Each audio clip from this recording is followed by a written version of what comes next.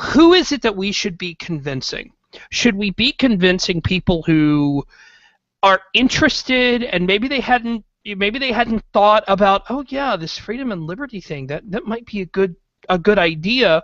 Or are you trying to convince people who have been in the quote unquote, been in the movement and say that they're all for freedom and liberty, and then they talk about wanting to ban Muslims or something like that? Who are you going? Who should the focus be on? Both, Well, or is this two different fights? I think that you have to do both.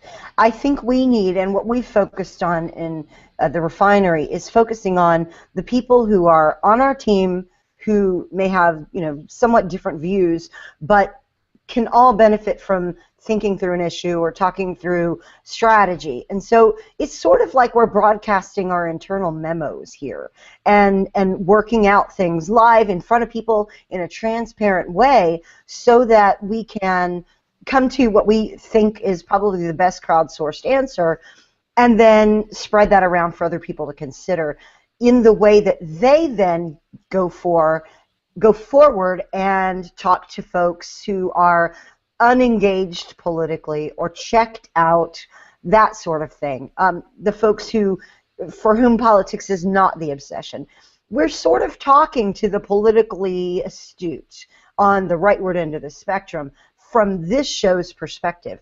But what we're hoping to do is build this habit with people of checking the thinking of others around them in the best optimization of messaging to reach the vast majority of people who are not engaged politically the way we are. And what we do so often on the right is we talk amongst ourselves because we're the only ones listening to each other, because we speak that language. We speak the political inside language. And then when we try to say things like that to folks who have checked out of politics or who just don't have the time or they get overwhelmed, then we look like we're speaking Greek to them.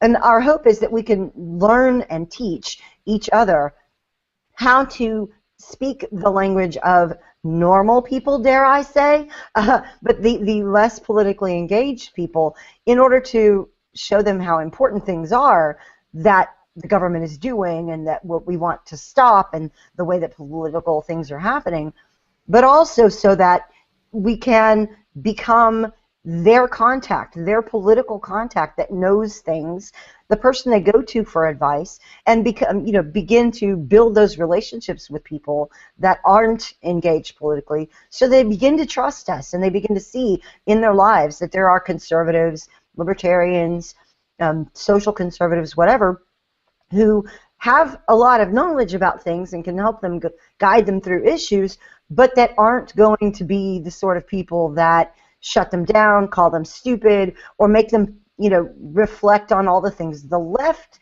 has told them about conservatives. We want to dispel and debunk those myths, and we talk about the best way to do that while also helping people work through that in their own life and make that a priority. Yeah, I actually like going to the mall to watch the normals. Well, they're very entertaining. They act so normal, and they don't know how abnormal that is. But another thing we try to do also, one thing I really like about the refinery is it's so diverse. We not only teach each other how to reach into vast and different sections of society, but also back into vast and different sections, and Fishy touched on this, of the conservative movement. See, the movement is so divided, and so one thing we try to do is teach the various groups in the movement to appreciate each other much more. To not just make fun of Obama, but to take the opportunity of making fun of Obama and remind people of explicitly some of the things that Obama and the left are getting wrong, and and make fun of them in a more pointed way that wasn't so mean and snarky. It was more thoughtful.